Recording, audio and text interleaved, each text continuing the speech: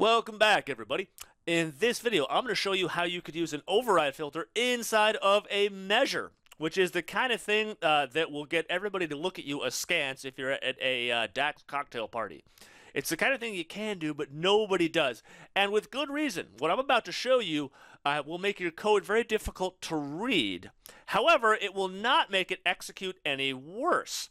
So you will almost never see this out in the wild, but I actually think it's kind of important to see it here inside of a classroom because it'll give you a better, more thorough understanding of what a measure is and how it works. And then once I show it to you, you can never ever do it again in practice because again, everybody hates this and they will not forgive you if you do this in production. At least that's been my experience. If you do this in the real world, people will get very confused. They'll either understand it and not like you or not understand it and also not like you. Neither of those is a particularly good solution. But I'm going to show it to you anyways because I'm just that kind of a person. So without further ado, let's go ahead and get started, shall we? I'm here in Filter Revisers Part 1.xlsx and I'm in the Measure Override tab. And we have this. Oh gosh, look at it. Just look at it. So here we have something that you may have never seen before. We've got a reference to a measure, and then with that reference to the measure, we've got opening parentheses. Oh my goodness. Can you do that? Yes. Yes, you can. So with a measure, you can have opening parentheses and provide additional temp tables, and they're like arguments, right? And these are going to be override filters that are applied by the measure before the measure runs its sub-expression. Okay, so this is not a new feature. It's been around for a long time, but it is the kind of thing that folks don't tend to want to do because when you write this down, particularly if you write it like this with a space between total units and the measure, it can be kind of confusing for folks trying to read it. They will often think that this is the total units measure multiplied by whatever is in here, which isn't the case at all. We're actually providing an override filter. So usually you would break this out by taking this total units measure and putting it in a calculate function. And then in the calculate function, you would provide this as an override filter. But we don't have to do that. We could save a step. In fact, this is us doing that right now. So let's see how this thing works, okay?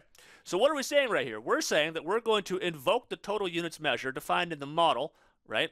And it has the definition of this right here, total units equals this sub-expression, right? So total units is going to revise the filters and then run this sub-expression right here, okay? And when it revises it, it's going to attempt to do current row filtering, but notice this is not being called inside of an iterator. So there's no current row to add, right? This isn't being called inside of an expression column, so there's no current row. So no current row filters to add. Are there override filters? Yes! There's an override filter right here. It goes from lines 2 through 5. So the measure is going to add this as a filter, then unfreeze and run its sub-expression. And I guess I'm getting ahead of myself here, right? So, okay, let's think about this mechanically. We call the total units measure with this extra stuff. Before we even consider this, let's remind ourselves that whenever we have a revisor, we should always, in our mind's eye, freeze the sub-expression, right? Now here I'm in Excel. I don't have to use my mind's eye. I can actually just highlight the background. So I'm going to select this. This is the sub-expression of the total units measure. Technically, it's anything after the equal sign, but I'm just going to do this stuff between the lines right there. So I'm going to right-click, and I'm going to freeze this. Brrr, cold. Okay, so what we're saying is I want to go run this sub-expression under a revised set of filters. That's what a measure does, always, right? So now we have to ask ourselves, okay, this is the frozen sub-expression. Once we're done revising the filters, we will unfreeze this and run it. How are we going to change the filter context? Well, like I just said, I don't know, 2, maybe 3 times, there's no current row to add as a filter. We're not calling this measure inside of an expression column. So there's no current row values to add. Are there override filters? Yeah, right here. And it's going to go ahead and add it just the way it would with calculate. So what are we going to do? Well, we're going to go run lines 2 through 5. We're going to get this derivation passed into the filter iterator where we add a column where we check to see if each type is equal to go, and we just keep the true rows. Easy as that. Really not very much different than we've done before. Okay, so with this derivation, we get all the values of type, ignoring any filters if there are any. There's not, so we don't really have anything to ignore. So type, we've got to go and dine in. So let's go ahead and just type that out. Type, and it's a little bit of a pun there. To go and dine in. Okay, so this is the derivation on line 3. We pass that into the filter iterator, which is going to add this column to it and just keep the true results.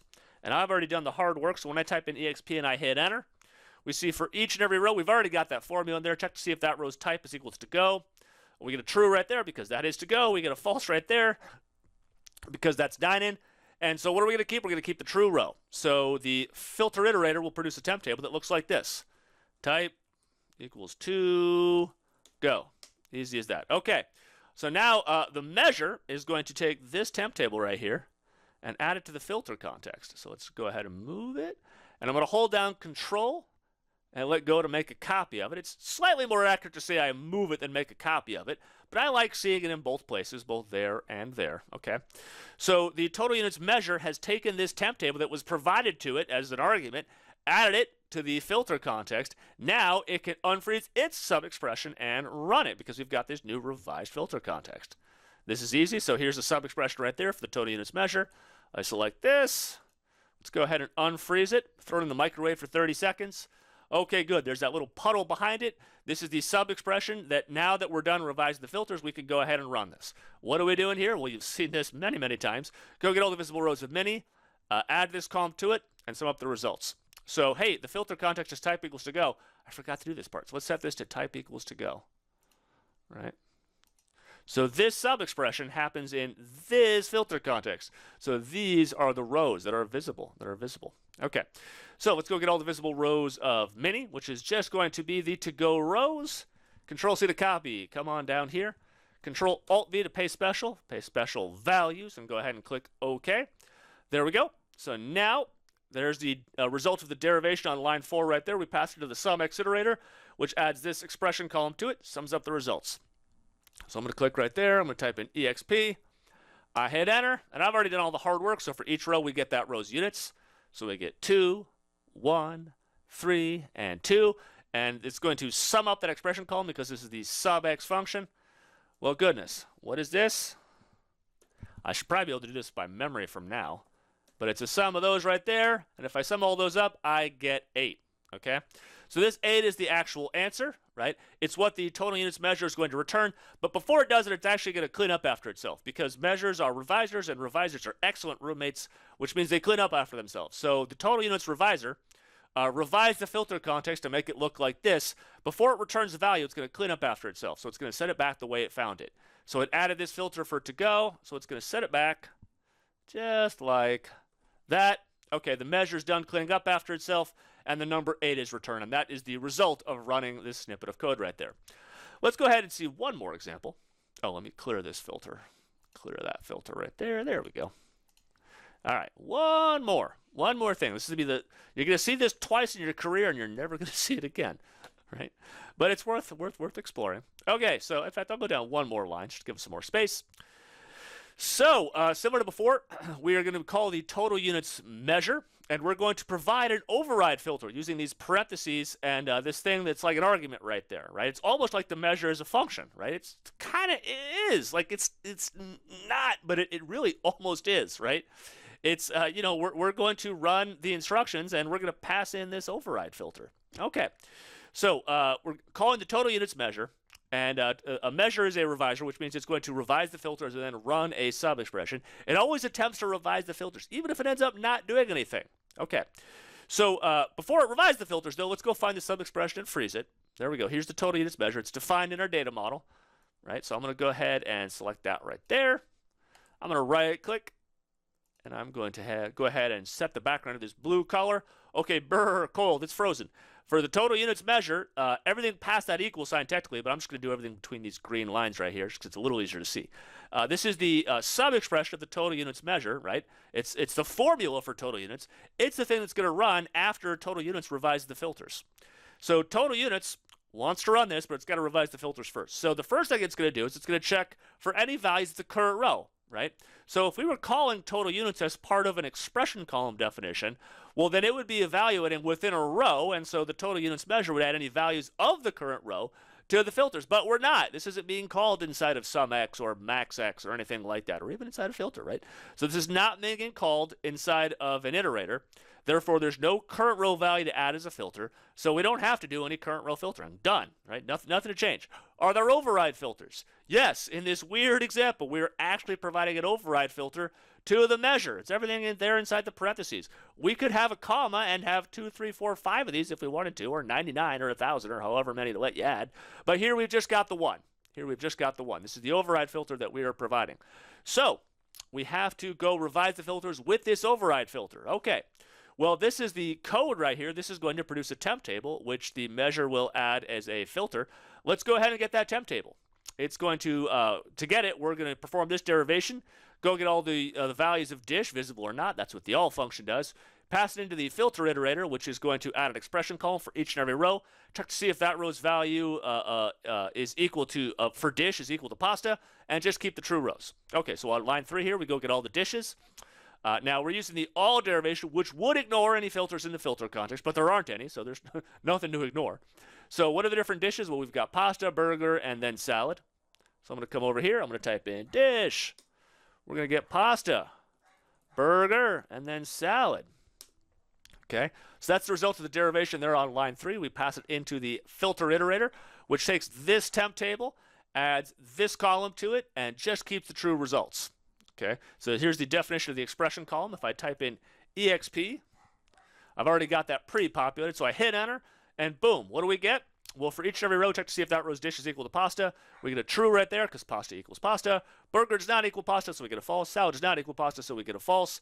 So we get true, false, and false. What does the filter iterator do? It keeps the true rows, and so we get a temp table that looks like this.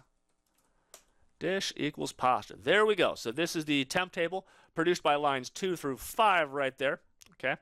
So now this temp table, the measure, right? The measure, which is a revisor, is going to take it and add it to the filter context as part of its filter revision. So I'm going to go ahead and select that right there.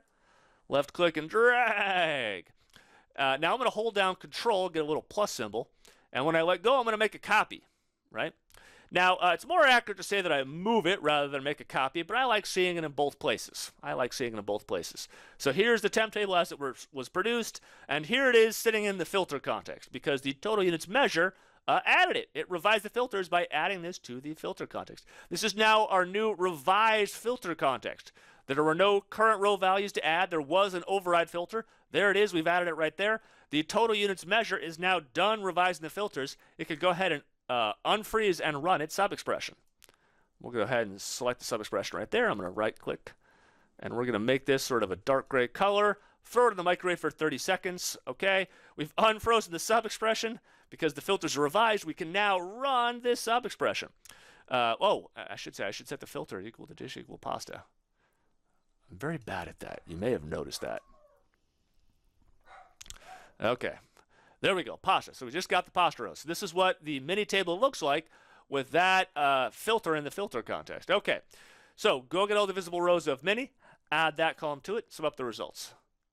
So I'm going to select those right there. Control-C to copy. Come down here, Control-Alt-V to paste special.